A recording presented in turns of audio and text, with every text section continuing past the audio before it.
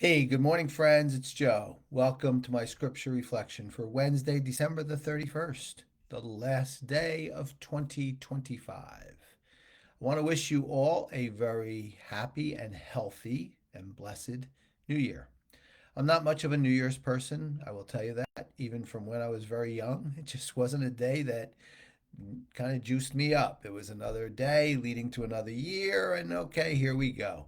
And New Year's resolutions are very good as long as we follow through on them.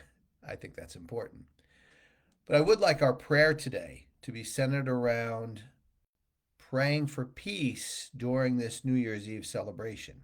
I have heard, as probably you have too, way too many threats going on for New Year's Eve celebrations all over the world. Let us take a moment or two to pray for peace throughout the world on this evening, especially.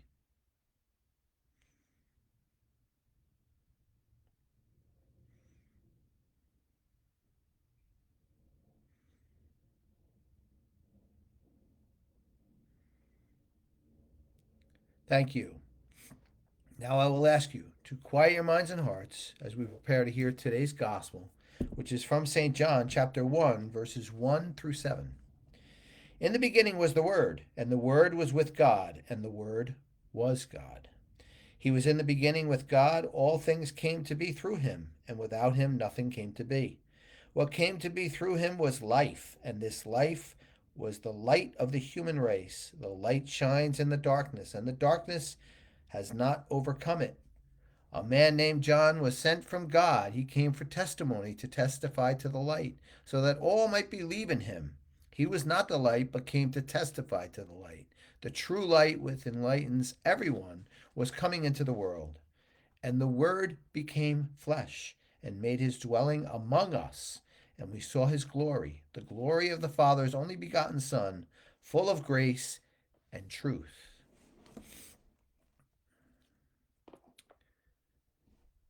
This beginning of the Gospel of St. John is very beautiful. It's also very inclusive. Many times I would hear the people that I was associated with, the Catholics, that we, the Catholics, were the only Christian religion that really believed. I did not agree with that.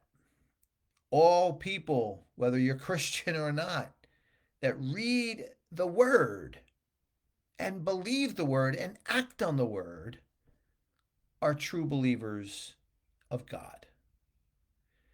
We heard that in the Gospel of St. John. And I'll take it a step further because even in the Tao and in the Stoicism that I'm studying, the principles are the same. The principles are the same.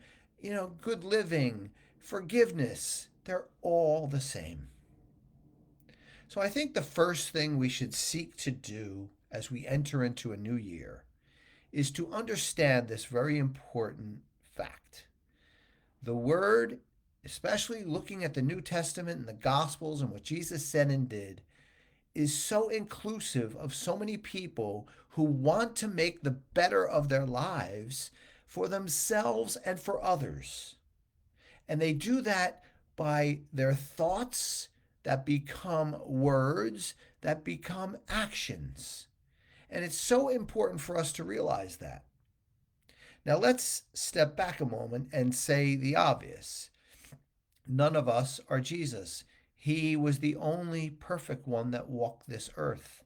So we are not going to have all pure thoughts. We are not going to have all pure words. And we're not going to have all pure actions. But what we need to try to do, and again, you want something for 2026, use this to be more like Jesus.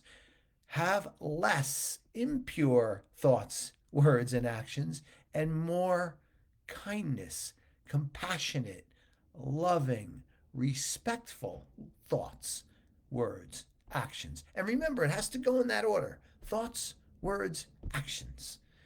And I'm going to try to do that, and I urge for you to do the same.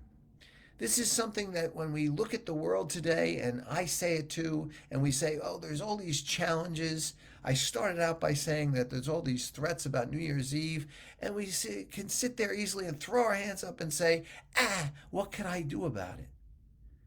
We can do what is in our control. And what is in our control is to do as I just suggested: thoughts, words, and actions.